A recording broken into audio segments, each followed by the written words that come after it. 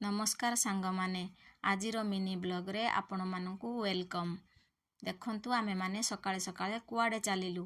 आमे चालिलु जगन्नाथ मंदिर। जेहेतु आज कार्तिक पूर्णमी आमे सकाळे उठी काम सारी मूर्ज पकेई डंगा भसाई ठाकुर पूजा करी आसी मंदिर रे पहुँची गलु, जेउटा कि आम घर ठारू अल्प दूर रे अवस्थित। प्रथमे मंदिर रे आसी पहुँची आमे शिव शंकर को दर्शन करिनेलु, तापरे अन्य देवादेवी को मध्य दर्शन करिनेलु। सांग माने देखंतु ए मंदिर रो कारुकार्य केते सुंदर मनमुग्धकर, जेते देखिले भी सेते सुंदर देखा जाउची, मन एइठी ही लाखी जाउची। तापरे आमे चालिलु महाप्रभु श्री जगन्नाथ बलभद्र माँ सुभद्रा को दर्शन करिबा पाई। देखंतु सेमानकु केते सुंदर भावरे सजा जाइछि, सेमाने केते सुंदर देखा जाउछंती।